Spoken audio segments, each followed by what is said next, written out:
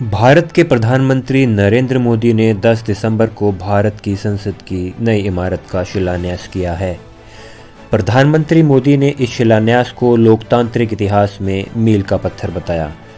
उन्होंने कहा कि नया भवन आत्मनिर्भर भारत के निर्माण का गवाह बनेगा और 21वीं सदी के भारत की आकांक्षाएं पूरी करेगा। उन्होंने कहा कि नए संसद भवन का निर्माण समय और ज़रूरत के हिसाब से बदलाव लाने का प्रयास है और आने वाली पीढ़ियां इसे देखकर गर्व करेंगी। पुराने संसद भवन ने स्वतंत्रता के बाद के भारत को दिशा दी, तो नया भवन आत्मनिर्भर भारत के निर्माण का गवाह बनेगा। पुराने संसद भवन में देश की आवश्यकताओं की पूर्ति के लिए काम हुआ, तो नए भवन में 21वीं सदी के भारत की आकांक्षाएं पूरी की जाएंगी।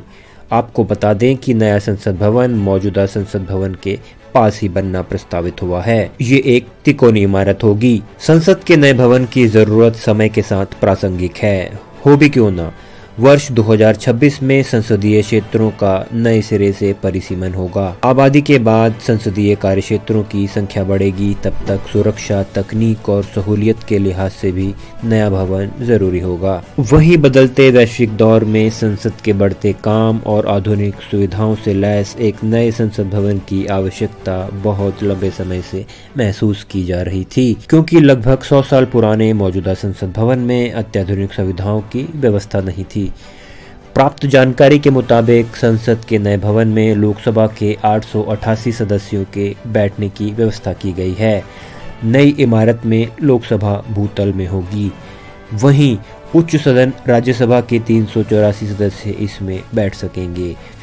ऐसा भविष्य में सांसदों की संख्या में वृद्धि को ध्यान में रखकर किया गया है। भारत में अभी लोकसभा में 543 और राज्यसभा में 245 सीटें हैं। नए संसद भवन की संयुक्त बैठक के दौरान वहां 1272 सदस्य बैठ सकेंगे। इसके अलावा प्राप्त जानकारी के मुताबिक नए संसद भवन में सभी सांसदों को अलग दफ्तर दिए जाएंगे, जिसमें आधुनिक डिजिटल सुविधाएं होंगी, ताकि पेपरलेस दफ्तरों के लक्ष्य की ओर बढ़ा जा सके।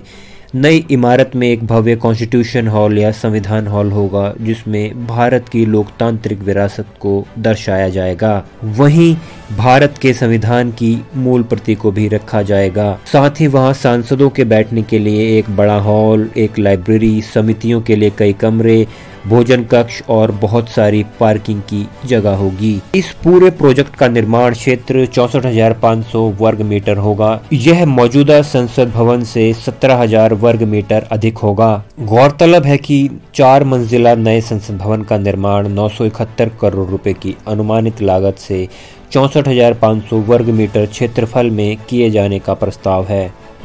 इसका निर्माण कार्य भारत की स्वतंत्रता की 75वीं वर्षगांठ तक पूरा कर लिया जाएगा। जाहिर है कि हमारे वर्तमान संसद भवन ने आज़ादी के आंदोलन और फिर स्वतंत्र भारत को गढ़ने में महत्वपूर्ण भूमिका निभाई।